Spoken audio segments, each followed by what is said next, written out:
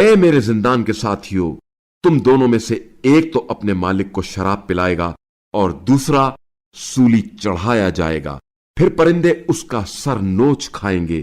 جو بات تم دونوں مجھ سے دریافت کر رہے تھے اس کا فیصلہ ہو چکا ہے۔ اور ان دونوں میں سے جس کی رہائی کا خیال کیا تھا، یوسف نے اس سے کہا، اپنے مالک شاہ مصر سے میرا ذکر کرنا، مگر شیطان نے اسے بھلا دیا کہ وہ اپنے مالک سے یوسف کا ذکر کرے۔ یوں یوسف کئی سال زندان میں پڑے رہے۔ اور ایک روز بادشاہ نے کہا، میں نے خواب میں 7 موٹی گائیں دیکھی ہیں، جنہیں 7 دبلی گائیں کھا رہی ہیں، اور 7 سبز خوشے ہیں اور 7 خشک خوشے۔ اے دربار والو، اگر تم خوابوں کی تعبیر کر سکتے ہو تو میرے اس خواب کی تعبیر سے مجھے آگاہ کرو۔ انہوں نے کہا، یہ تو پریشان خوابوں میں سے ہے اور ہم اس قسم کے خوابوں کی تعبیر نہیں جانتے۔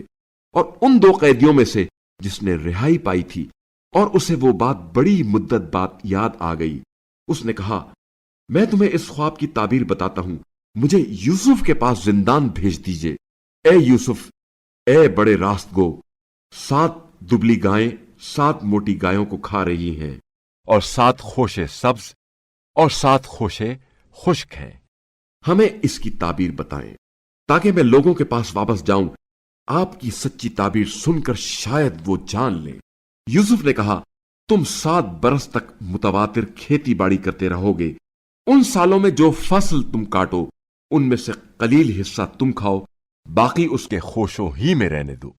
پھر اس کے بعد 7 برس ایسے سخت آئیں گے جن میں وہ غلہ کھا لیا جائے گا جو تم نے ان سالوں کے لیے جمع کر رکھا ہوگا، سوائے اس تھوڑے حصے کے جو تم بچا کر رکھو گے۔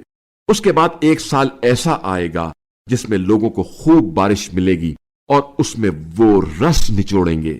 اور بادشاہ نے کہا، یوسف کو میرے پاس لاؤ۔